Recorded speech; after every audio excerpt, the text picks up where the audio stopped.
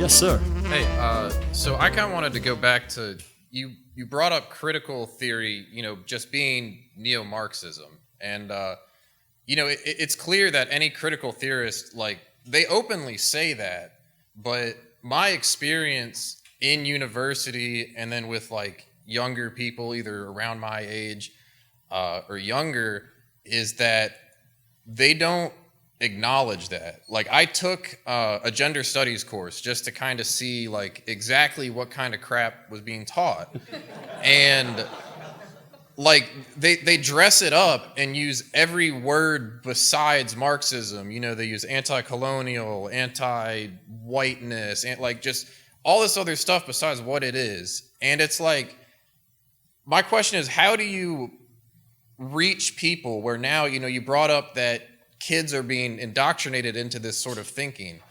How do you undo something like that when people, A, don't even know who Marx was, they don't even know the history of the Maoist Cultural Revolution or the overthrowing of the czars, and how the same sort of propaganda is just dressed up, and now instead of the owners and the workers, it's whites and non-whites. And how that sort of framework is how those countries became what they are today. And how do you even begin to talk to people that are whether they're useful idiots or they're purposely pushing this on children in particular, how do you, I guess, show them the true nature of that kind of thinking and what it leads to? Here's what I would recommend. Do your best, but here's what I'd recommend. Don't use the Marxism word, because you certainly don't want to use it as a way to dismiss someone just as a word. That, oh, you're a commie, even though some are. What you say is that I don't see the world the way you see it. I don't think the world as groups of people oppressing other people. If that exists, it's just one part of the world we live in. There are other things. The power of the individual regardless of his or her identity. The free interaction of humans, equal under the law, but perhaps unequal in their outcomes for all sorts of reasons we can't accommodate. Or you can say, yes, there is truth in what you're saying. There has been horrible discrimination, oppression, systemic in some ways.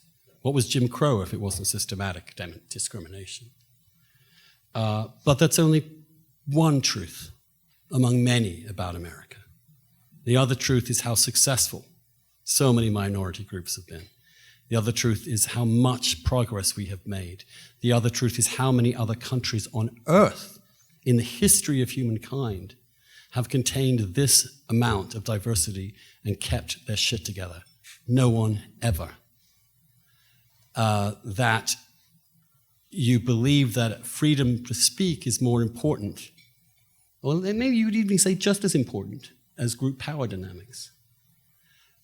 You could say that, yes, racism is endemic to America as it is to human beings, but America is the only place that actually attempted to reverse it.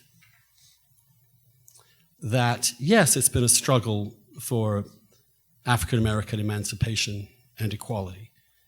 And yes, a huge amount of that work was done by people who didn't deserve to have to do that work. But many other white Americans, hundreds of thousands actually, died to end slavery. That this country is both marked by its unique experience of slavery and its unique resistance to the idea that some humans are to be viewed as inferior to other humans. In other words, complicate it. Tell them other things that are true, that they may have to agree with because they're banal.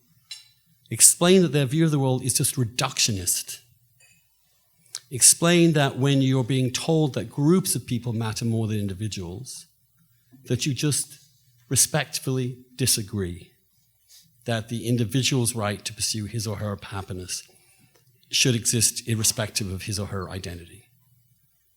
In other words, make positive arguments about liberal and free society rather than being trapped on the terms of that argument. And when they say, well, you're only saying that, as they will because you're a white male, say, well, then you turn it on them and say, well, that just proves my point, that you're not seeing me as an individual. You're seeing me as a member of a group. And the history of that kind of politics, in which you see only the color of the skin of a person rather than who they actually are, is a deeply ugly and dark one. And in your endeavor to reverse that, you may be in danger of installing it all over again in reverse. And then I would hand them a little copy of Animal Farm and tell them to go home and read it. That's what you do. You complicate, you disarm, you add further elements, you describe positive things that don't fit into their worldview, and you ask them to account for it. And they have no answer because they've never thought about it in some cases. So that's what I would do. I mean, I think we're developing the skill not to fight on grounds that are designed to discredit you. But there are ways forward. And people like me need to model some of those arguments more effectively. I think we're trying. No, yeah, I appreciate that. Like, especially breaking down the black and white nature of it and showing them that there is a lot of gray. A lot of gray. You say, well, America's a racist, oppressive society. Why are the most successful groups in the society non-white? Why are Asian Americans and Jewish Americans doing much better than average Caucasian Americans? This is white supremacy. It's a bloody incompetent one.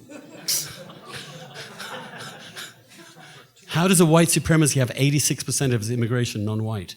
It doesn't make any sense. If it's a white supremacy, why are all these people of non-whites dying to get into this country? Tell me, do you think China is less racist than America? Are you kidding? They have no knowledge of history beyond the last few hundred years, the courtesy of Howard Zinn. They have no understanding of human civilization outside the United States. They actually think the Americans invented slavery, for goodness sake. So complicate, politely demur, engage. They will run away. But then they'll have to think a little bit. Thank you. Cheers.